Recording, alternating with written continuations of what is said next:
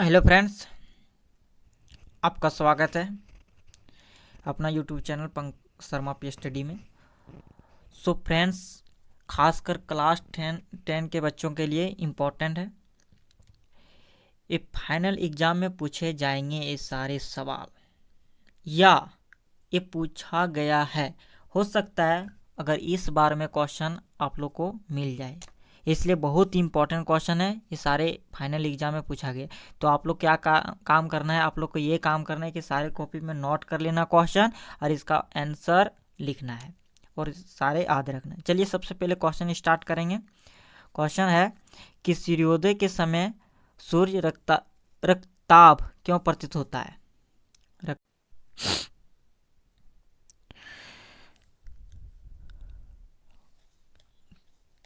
क्यों प्रतीत होता है?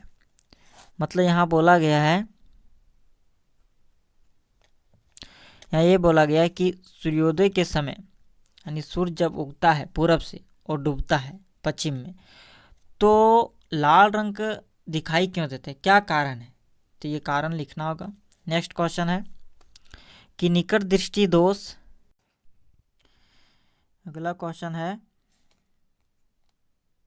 निकट दृष्टि दोष एवं दूर दृष्टि दोष में अंतरों को लिखिए।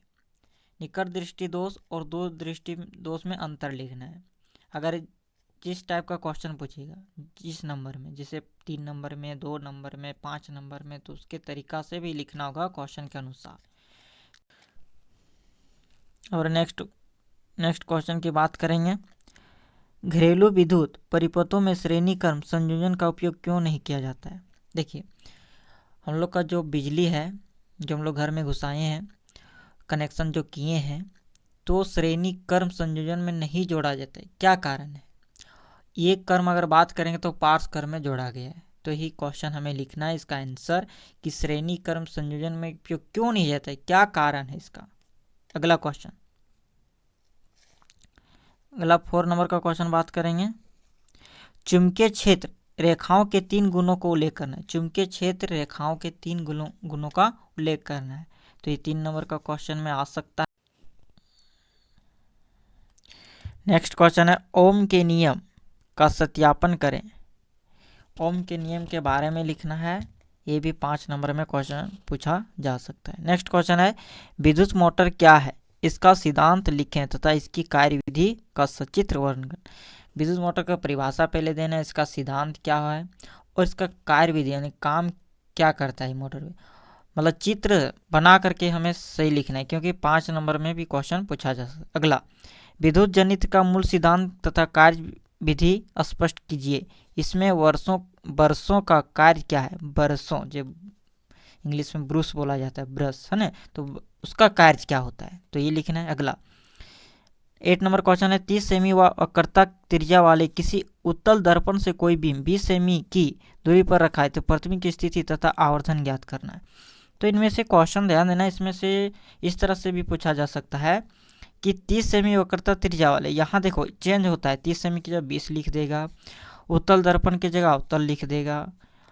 यहाँ सिर्फ डिफरेंट होगा, उत्तल की जगह अवतल, अवतल की जगह उत्तल। ये क्वेश्चन में मतलब अंतर कर सकते हैं। तो उत्तल के लिए अलग लगता है थोड़ा थोड़ा, एफ यू भी जो होता है माइनस प्लस में होता है, ये ध्यान देना है। अवतल में हमेशा जो होगा माइनस में होता है, अवतल दर्पण सबका माइनस है ना, तो ध्यान रखना है। अगला क्वेश्चन, अगला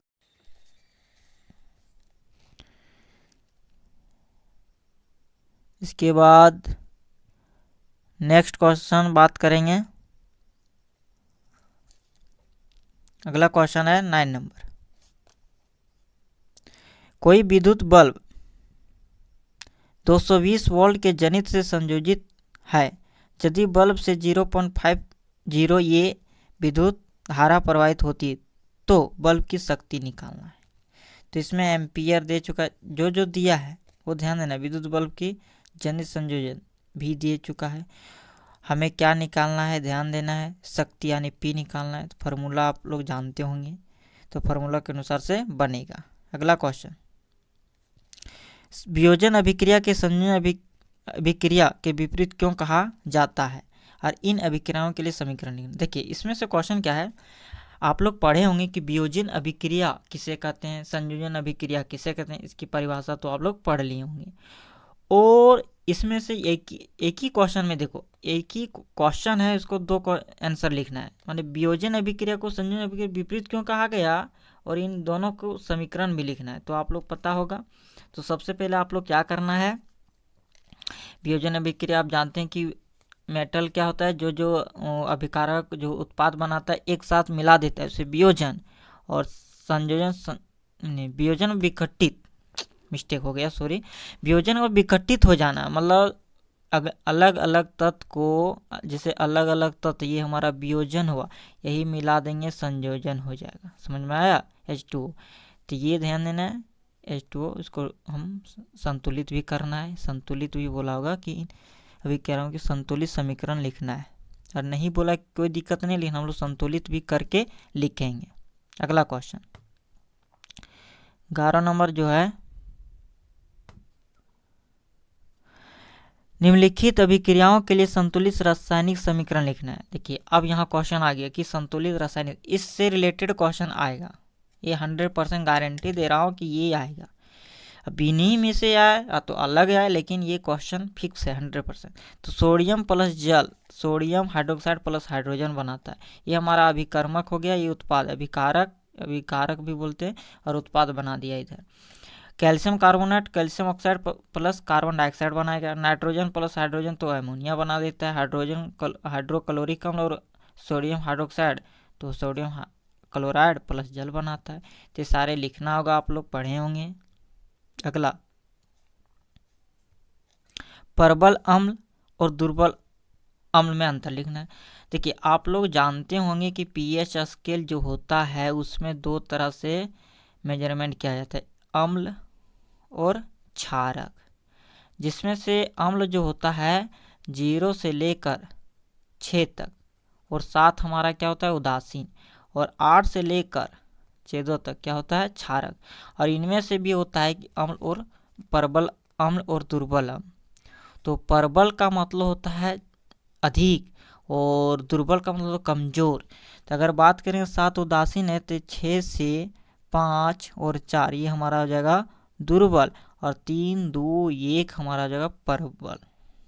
इधर अगर बात करेंगे तो 8 9 10 ये हमारा हो जाएगा दुर्बल क्षारक, और ये हमारा प्रबल हो जाएगा इधर, मतलब 9 10 11 जो भी 8 9 10 11 तक होगा, 11 तक ये हमारा दुर्बल, 12 13 14 ये हमारा हो जाएगा प्रबल। तो याद रखना है, क्वेश्चन में पूछ सकता है इनमें से प्रबल अम्ल क्या है, ऑप्शन में आता है ऑब्जेक्टिव में। अगला क्वेश्चन प्लास्टर ऑफ पेरिस के महत्वपूर्ण उपयोग लिखना है। देखिए प्लास्टर ऑफ पेरिस का महत्वपूर्ण लिखना है, इसमें भी 2 नंबर का क्वेश्चन पूछा, 3 नंबर में क्वेश्चन पूछा जा सकता है। अगला क्वेश्चन स्थापन तथा भर्जन में अंतर भी, तो अंतर आप लोग याद रखे हैं कि अंतर किस तरह से लिखा है, अगर नहीं देखें तो इस वीडियो को एक वीडियो बनाए हैं कि क्वेश्चन को कॉपी में कैसे लिखा जाए तो अच्छे नंबर हमें प्राप्त हो जाए। तो उस तरह से लिखना है जिस कंडीशन में बताएं, उस वीडियो को देख लेना अच्छे से जा करके कि किस तरह से हमें लिखना है, कहाँ क्या गलती नहीं करना है, हमें सब बताया गया है। अगला धातुओं की सक्रियता श्रेणी से आप क्या समझते हैं, सक्रियता श्रेणी का उल्लेख करें। सक्रियता श्रेणी के बारे में लिखना है और उसका उल्लेख करना है। ये भी क्वेश्चन अक्सर पूछा गया है, बहुत ही इंपॉर्टेंट क्वेश्चन है सारे। आगे बात करेंगे तो यहाँ CO2 सूत्र वाले कार्बन डाइऑक्साइड की इलेक्ट्रॉन बिंदु संरचना क्या होगी। देखिए आप लोग पढ़ें, अगर इलेक्ट्रॉन संरचना बिंदु बनाने सीखे होंगे तो अपन बना लेंगे, और नहीं सीखे होंगे तो काम कीजिएगा, अभी समय है जो भी, तो जो NCERT बुक है ध्यान से देख लीजिएगा, सारे बनाया हुआ है, उसको बना लीजिएगा। अगला क्वेश्चन बात करेंगे संतृप्त तथा असंतृप्त हाइड्रोकार्बन से आप क्या समझते हैं। तो संतृप्त हाइड्रोकार्बन और असंतृप्त हाइड्रोकार्बन, हाइड्रोकार्बन जो होता है 2 प्रकार का होता है, एक संतृप्त और एक होता है असंतृप्त। बहुत सिंपल है, एल्काइन एल्कीन अल्काइन जो पढ़े होंगे, एल्केन अल्काइन एल्कीन अगर पढ़े होंगे तो अच्छे से मालूम होगा आप लोग को, यही बारे में बताना है।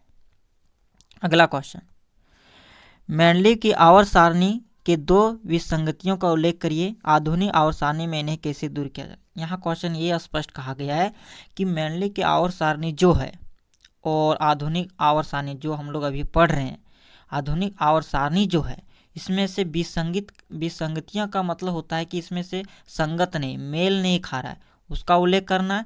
और ये भी बोला गया है कि आधुनिक आवर्त सारणी में इन्हें कैसे दूर किया जाता है, ये बोला गया। तो आप लोग या तो क्वेश्चन इस तरह से भी पूछ सकता है कि मैंडलीव के आवर्त सारणी एवं मैंडलीव के आधुनिक आवर्त सारणी में अंतर लिखें, ये भी क्वेश्चन पूछा जा सकता है। बहुत इंपॉर्टेंट